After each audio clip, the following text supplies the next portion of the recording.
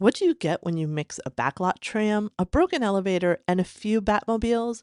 You get one unforgettable day at Warner Brothers Studio Tour in Burbank, California. Welcome to Pop Culture Passport, your ultimate guide to quirky and cool destinations across the US. I'm your host, Beth Scalacci, aka the Roman Yeti, here to help you dive into the world of theme parks, uncover film and TV locations, and explore quirky museums, roadside attractions, and legendary venues that capture the heart and soul of this unique country. So grab your pop culture passport and let's discover destinations that resonate with your interest, not just with what's trending on social media. Are you ready? Let's roam! Welcome back. On our trip to LA in May, we did the Warner Brothers Studio Tour. So today we're stepping behind the scenes to explore real filming locations, iconic sound stages, and the props, sets, and secrets behind some of your favorite shows and movies. From the streets of Star Hollow to Sheldon and Leonard's apartment, this tour had me geeking out in all the best ways. So grab your virtual VIP pass as we are going to head to the lot. Now, I had to hit some history. So before we totally get started on what I saw, Warner Brothers Studio was founded in 1923, which was the same year Walt Disney arrived in LA, which feels pretty fitting. The Warner Brothers, Harry, Albert, Jack, and Sam, started with silent films, and then they made waves with the first talkie, The Jazz Singer, in 1927. And honestly, they never looked back after that. Over the decades, the lot in Burbank has been home to some of the most iconic movies and TV shows ever made. There's Casablanca, Ghostbusters. Pretty much every version of Batman has filmed something there. Friends, Big Bang Theory, Gilmore Girls, ER, The West Wing, and most recently, Shrinking, The Pit, and one of my favorites, Abbott Elementary. It is a working studio, which means on any given day, you could see crew trucks, actors, or filming signs posted around a lot. We were there on a Saturday, so it was pretty quiet. But if you would book during the week, you would probably see a lot more activity. And that's what really makes the Warner Brothers Studio Tour different. It's not part of a theme park. It's just really a working studio that you get to peek behind the curtain of.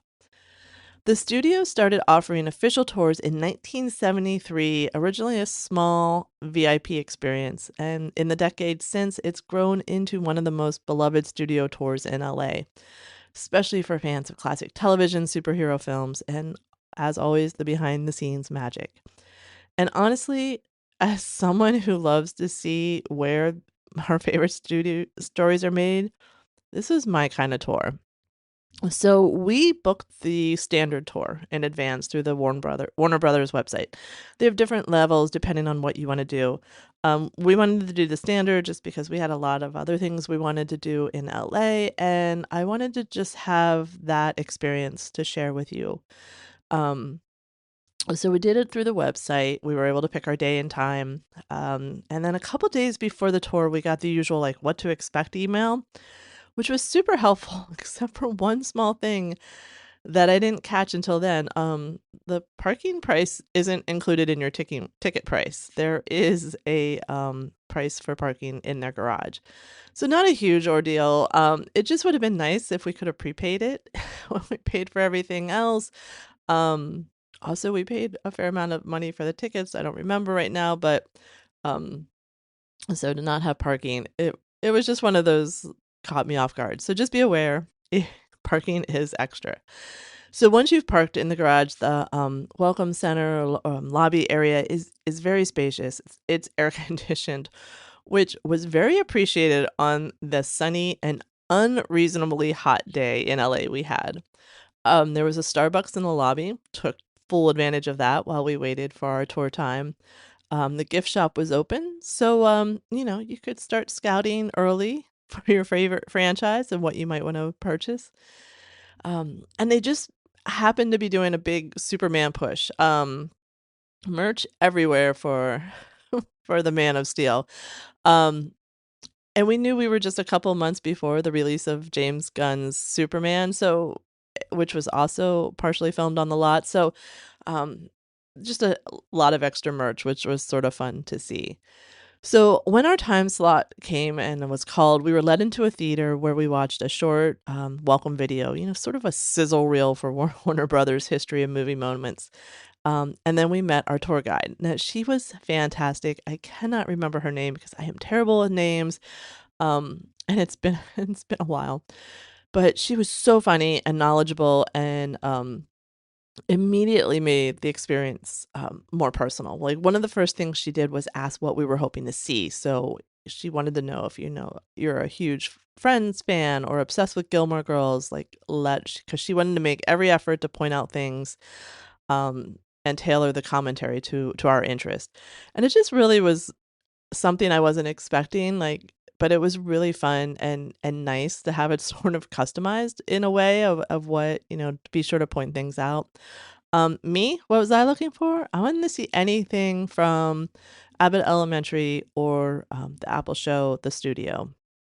And so we left the Welcome Center, we boarded our tram, and we headed straight into the backlot and sound stages. And this is where the tour really, for me, started feeling magical. You started sort of seeing things that looked familiar. And it's not just, that ride around the lot. It's that immersion into the bones of storytelling. And the best part, you don't just sit and look from the tram. Like we actually got off in several places and walked around, and even got to walk inside some of the buildings.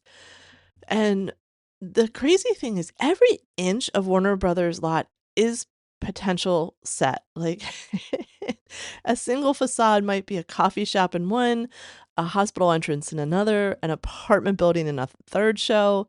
Um, and one of my favorite little facts as we were driving through, there's this huge like office building that houses actual studio offices and the costume department. But the front of it is often used as an emergency room entrance for TV shows and movies. So you just never know what you're looking at when you see a film or something. Like it's just, it could just be the entrance to the IT department. You don't know. Now, unfortunately, the Gilmore Girls set, aka Stars Hollow, was not available for us to visit that day. They were prepping for a special Mother's Day event, um, which apparently happens on a fairly regular basis, sort of these themed events and limited time tours throughout the year. So if you're a super fan of something specific, I'd get on that newsletter to stay in the loop. So maybe you can, um, time your tour for whatever's going on. But even though Stars Hollow was closed, we still saw so many sets and facades. Like my brain was full. I couldn't keep track of everything we saw. One really cool moment was seeing the Friends fountain, the one from the opening credits. And if you've been listening to this podcast for a while, you might remember that that's the same fountain that was also used in Hocus Pocus.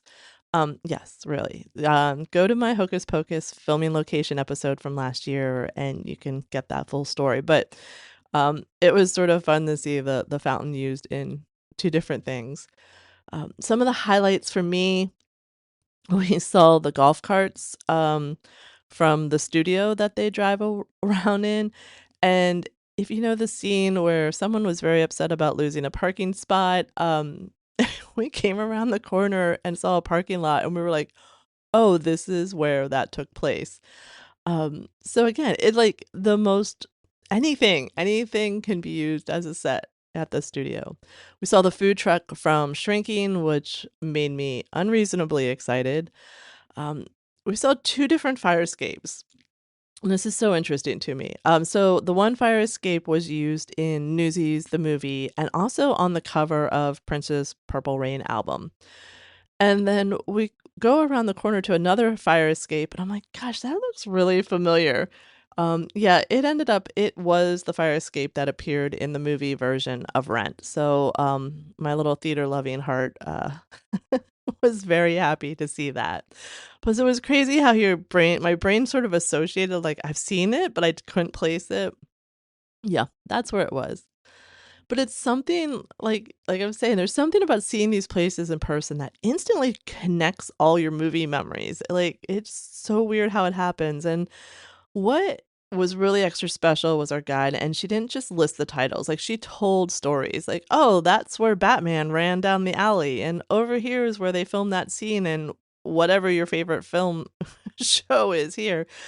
I could have followed her around all day listening to her, stories and facts and set trivia. It was just really cool.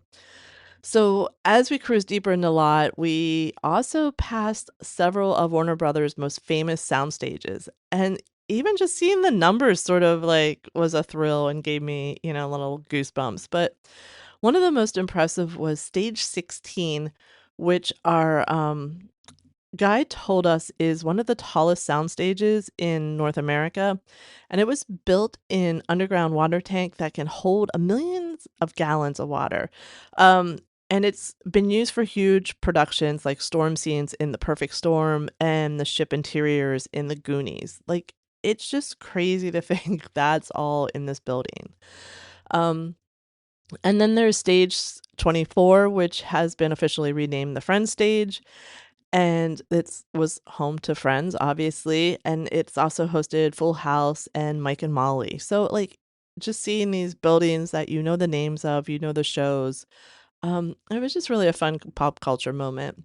We also passed stage 25, which is where The Big Bang Theory was filmed, um, and it's just great, like, because 'cause they're just big beige rectangle warehouses, but inside, like, sitcom history has been made.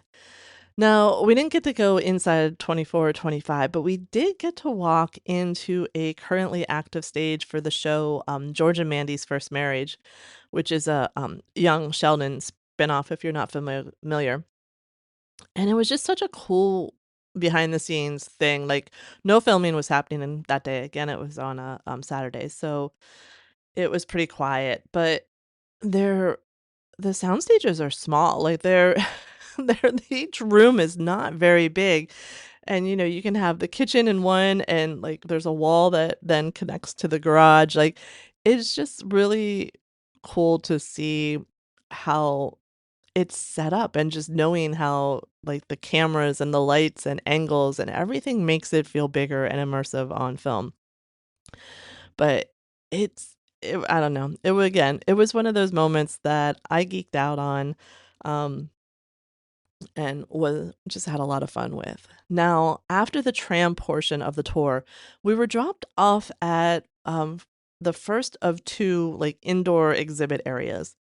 Um Essentially they were like immersive galleries that really brought Warner Brothers' most iconic productions to life. Um the first one walked us through the entire filmmaking process, from pre-production planning and storyboarding to visual effects and post-production. But it wasn't just like a wall of text and diagrams. Like, it was filled with props and costumes and scripts and cameras used and processes used, and show how they did the visual effects and stuff. Um so it really was immersive and fascinating to sort of walk through. And of course, the real crowd pleasers here were the set recreations for Friends and Big Bang Theory, and they've done such a good job. And they're not roped off areas. Like, you can take photo ops with them, and the couch from Friends and um, Big Bang Theory's the apartment.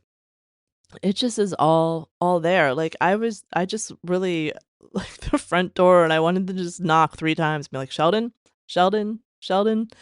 Um, at the end of the gallery too, there you could get refreshments at where else? Well, Central Perk. You can grab a snack or a drink and shop. There's always a shop. But you could just hang out and, enjoy a little, refreshment before heading to the second exhibit area.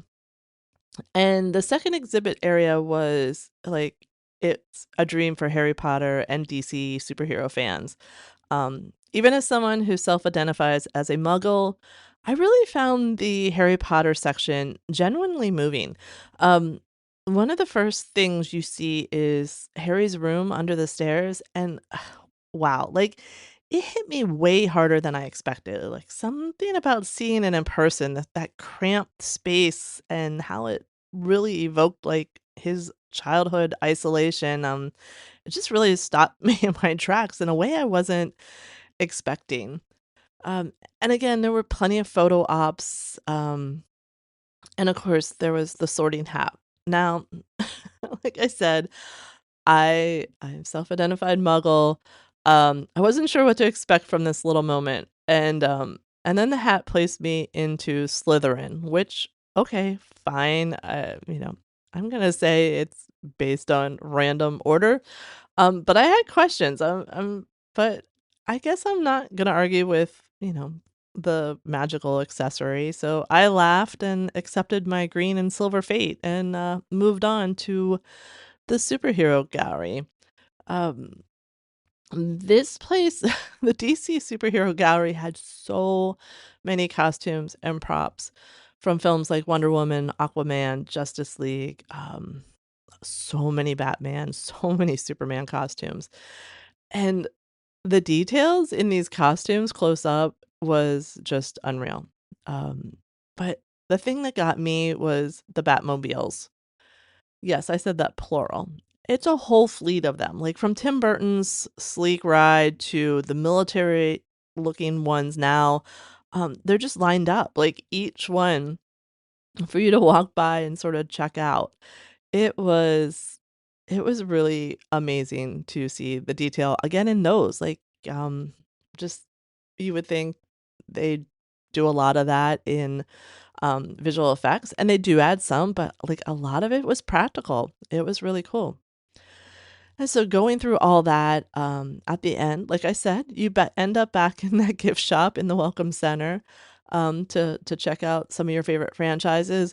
Um, I was disappointed. Like I wanted something from Abbott Elementary, but they don't have it because they don't like ABC owns Abbott Elementary. It's just filmed there. So just because it's filmed on that lot doesn't mean you're gonna find the stuff in the gift shop. So little little hands up to avoid the disappointment that I had.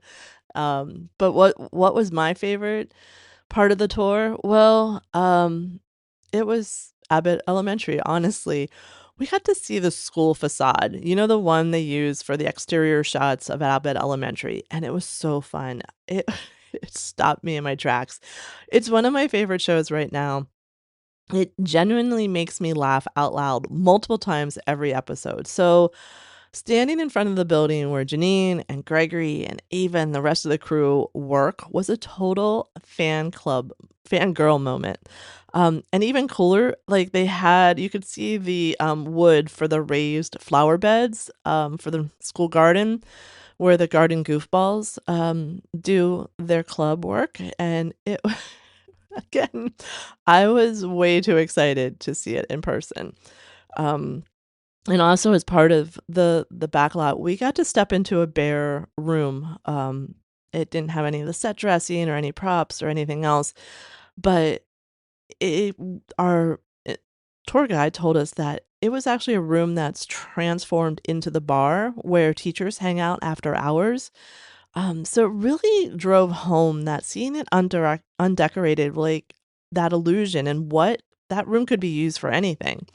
Um, one moment's a blank space, and next it's the place where you imagine Melissa ordering wings and side eyeing something Jacob just said. I mean, it was just really cool. And this was one of the moments again where the personal and the pop culture collided for me in the best way possible. And as someone who loves storytelling, it was amazing to stand in places that help bring one of today's most joyful, sharp-witted comedies to life. So let me give you a few logistical tidbits if you want to visit. Like I said, we did the standard tour. It gets you the backlot tram ride, indoor exhibits, and some photo ops. You can get more access with a few other tours they have. So check those out. But we saw plenty with the standard tour. Don't think you're gonna be gypped out if you feel you need to take another one. Tickets, book online in advance to get your day and time. Weekends and holidays tend to fill up fast depending on the season. We went on a Saturday and it didn't feel overly crowded, but it was in May and it was Mother's Day weekend, so it probably wasn't the most seasonal time to go, but that's when we were there. Like I said, parking, there is a parking fee. It's not included in your ticket, so just be sure to budget for that. And, you can take care of that when you get there. Time commitment, I think we were there about 3 hours. You can probably spend a little more if you spend more time in the exhibit areas, but I would say at least 3 hours set aside. And the tour, they have accommodations for accessibility. So just check on their website and, the staff also can help you at check-in. Now, I would say visiting the Warner Brothers studio tour wasn't just a highlight of our trip. It was one of those experiences that made me remember why I love pop culture so much. Getting to see places where some of my favorite stories were made, walking through Backlot streets, and just they've been everything from Stars Hollows to Gotham. Like it's amazing to me. And it was just like stepping into a living museum of entertainment. But instead of velvet ropes and quiet halls, you're on a tram laughing with your guide, pointing out props and vehicles you recognize. And it just reminded me how every show, every movie, whether it's a cultural phenomenon or a quirky sitcom, is built by artists and creatives and a whole lot of practical problem solvers. And somehow even knowing how it all works behind the curtain doesn't ruin the illusion. It just makes it more special. So if you're a fan of Friends, Big Bang Theory, Harry Potter, DC superheroes, or any of the hundreds of productions, or you just really like to see the behind the scenes, this tour is totally worth it. And I encourage you to budget for it and take the time for it when you visit LA area.